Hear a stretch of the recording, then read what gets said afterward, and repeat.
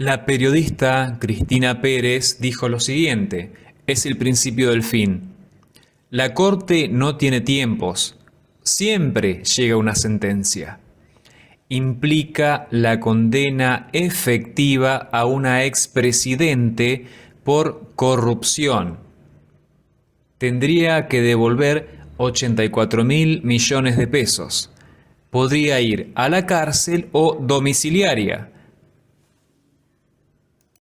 Amigos, es el principio del fin. Cristina Kirchner presentó hoy su último recurso ante la Corte Suprema para evitar ir a prisión. Ahora la Corte deberá dar vista al Procurador General de la Nación, cuyo dictamen no será vinculante, pero el tiempo que se tome el Procurador será el que reste para que el máximo tribunal pueda por fin dedicarse a este asunto. Después, solo queda la sentencia firme. Se terminó. El momento que Cristina Kirchner buscó evitar todo este tiempo en que incluso forzó un juicio político contra la Corte que debía juzgarla para presionarla políticamente, haciendo desfilar por el Congreso a más de 50 empleados de los tribunales. También realizó denodados esfuerzos para forzar cambiar la composición de la Corte con integrantes propuestos por ella, o ampliando sus miembros para cambiar el equilibrio de sus fuerzas. Nada de eso pudo lograr, y llegó este día. ¿Cuándo decidirá la Corte? La Corte no tiene tiempos. Esa es la respuesta enigmática que suelen ofrecer en el cuarto piso de Talcahuano, con esa frase hecha que, sin embargo, tiene tantas respuestas como coyunturas posibles que hacen que el tiempo, por fin, en algún momento, sea el tiempo exacto para una sentencia. Y los fallos de la Corte, en este sentido, no se producen en un vacío. Menos uno como este, que implica la primera condena a prisión efectiva, aunque sea domiciliaria, para una expresidente de la Nación por corrupción. Sin mencionar el decomiso de muchísimo dinero, tanto que no podríamos imaginar cuánto ocupa en un espacio físico, 84.000 millones de pesos actualizados. Y sin mencionar tampoco lo que, según para Cristina, es su verdadera sentencia, que es la inhabilitación perpetua para ejercer cargos públicos. La condena no son los 6 años a la cárcel. La condena real que dan es la inhabilitación perpetua a ejercer cargos políticos electivos, cuando todos los cargos a los que accedí fue siempre por el voto popular. Esto es lo que me están cobrando, esto es lo que y por esto me inhabilitan. Por esto me inhabilitan. Esta es la verdad de la milanesa. Si no fuera por una reforma al Código Procesal Penal realizada a comienzos del gobierno de Alberto Fernández, la sentencia ya habría estado firme, amigos. Ya habría estado firme. Desde el 13 de noviembre pasado, cuando fue la confirmación de la Cámara de Casación en la causa Vialidad.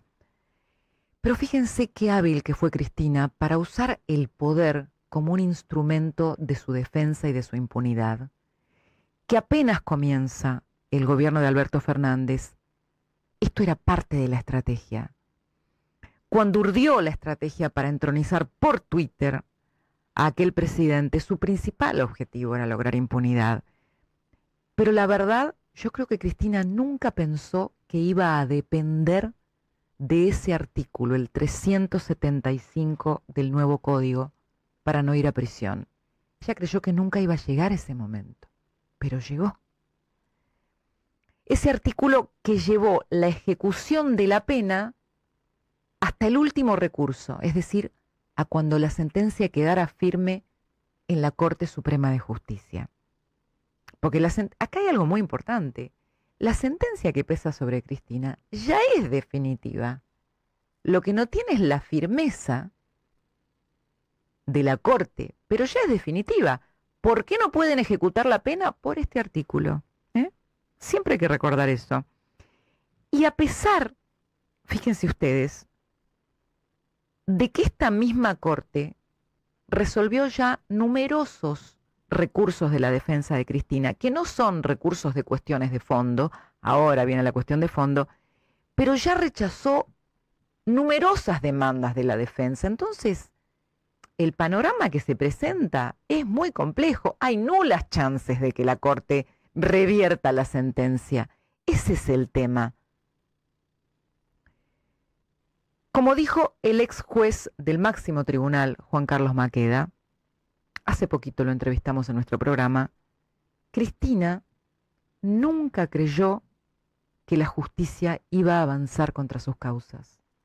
¿Por qué se ensañó Cristina con la justicia y con la Corte en particular? Bueno, yo creo que ella ha tenido una expectativa de que sus causas nunca iban a empezar, que cuando empezaron nunca iban a avanzar, que cuando avanzaron nunca iban a llegar a la Corte y que cuando llegaran a la Corte las iba a parar.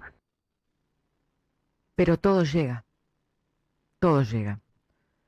La desesperación del expresidente viene siendo palpable ya desde hace semanas, lo notamos todos en su catarata de cartas por X.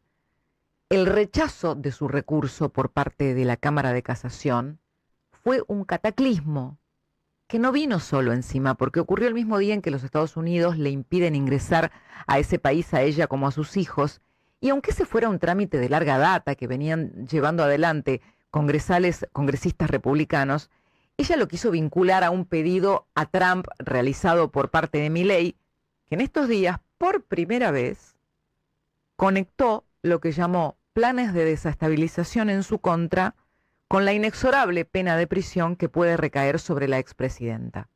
¿Qué es lo que pasa? Le sucede que Cristina está nerviosa. ¿Sabe por qué? Porque Casación le revocó el recurso y ¿sabe qué? Ya sabe que va a ir presa. Es decir, este es el dato.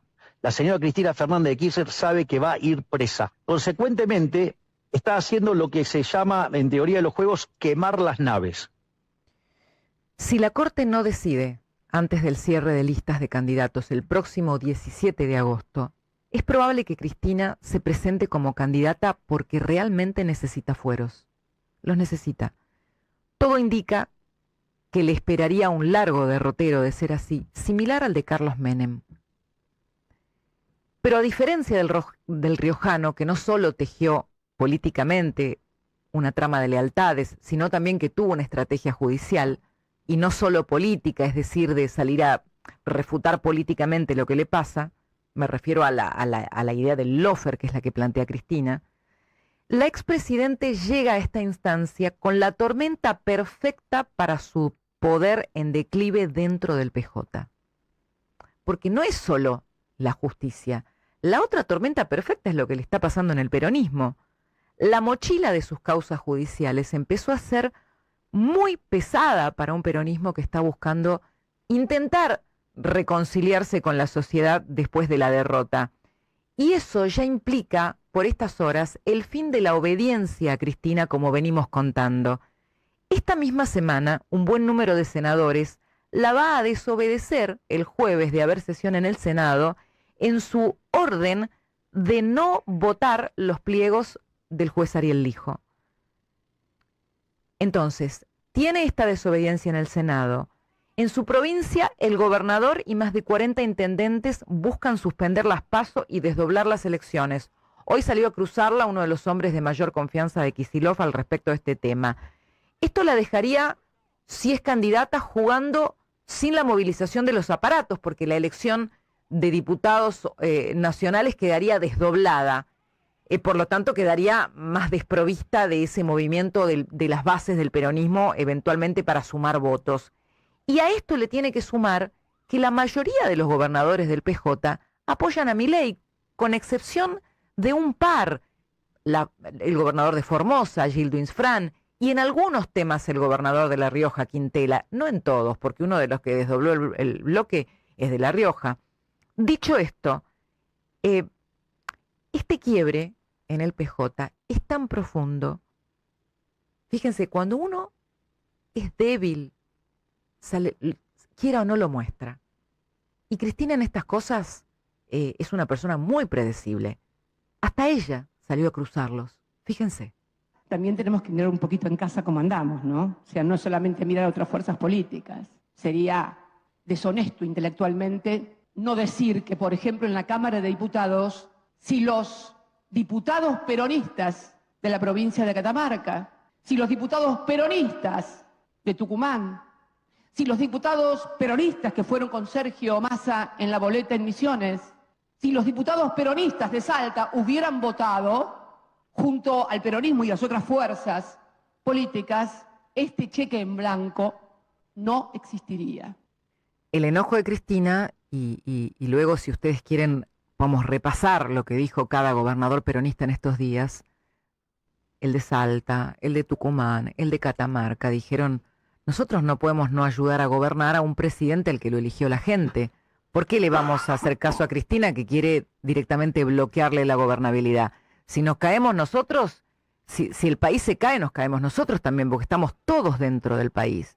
Cuando uno escucha estas declaraciones, las repasa en el tono, lo que se opone a eso es un sector del peronismo, que es el de Cristina, que está buscando desestabilizar, hacer caer al gobierno de Milei. A ver, las hipótesis hoy son tantas sobre los tiempos de la Corte Suprema como sobre los tiempos del peronismo acechado por la derrota. Hay que ver estas dos instancias. No solo es la Corte ahora para el destino de Cristina, también es este peronismo en estado de incipiente rebeldía. ¿Por qué atar su suerte a la de una expresidente cuya condena es inexorable? Esta pregunta podrían hacerse tanto los jueces del máximo tribunal como el peronismo.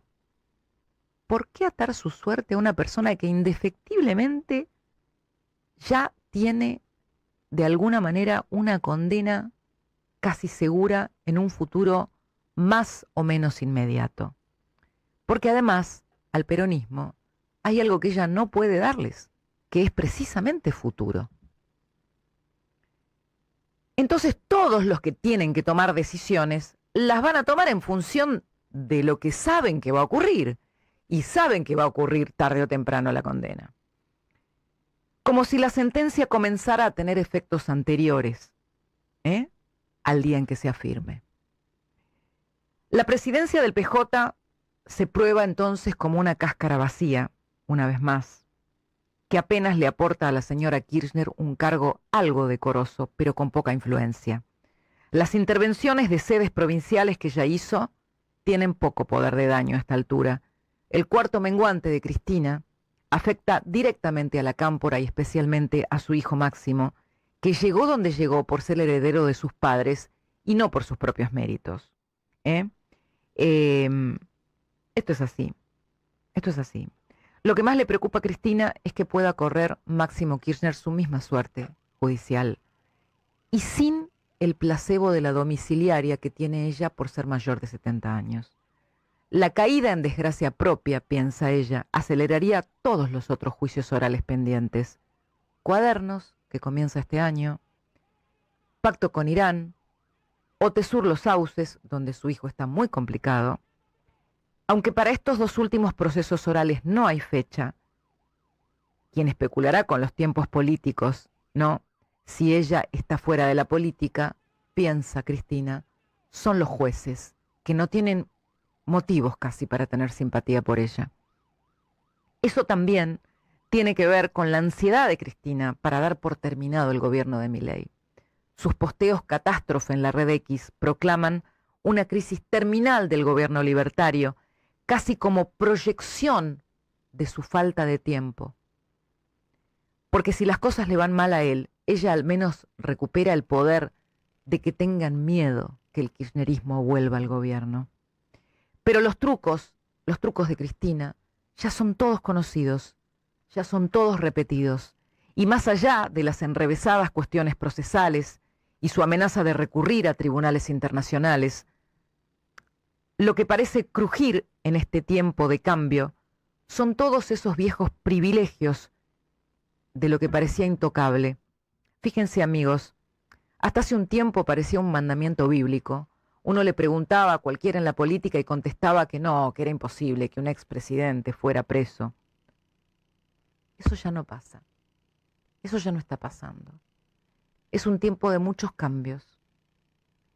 Por cierto, si la ley de ficha limpia saliera antes del 19 de abril, Cristina no podría ser candidata, pero yo eso lo veo difícil porque en eso sí va a cerrar filas el peronismo y porque no tiene votos el resto del Senado como para hacer esta ley, sacarla antes del 19 de abril. ¿Por qué el 19 de abril? Porque es la fecha en la que cierra el padrón, que es la fecha límite que tiene el proyecto de ley para que a alguien efectualmente le quepan, ¿no?, los impedimentos para ser candidato con una doble condena. Ahora bien, si la justicia no la alcanza, el peronismo querrá seguir llevando el estigma de defender a una condenada por corrupción, no solo en la campaña, sino después en el Congreso, donde de caer la condena, la expresidente estará a tiro de desafuero como le pasó a Julio De Vido.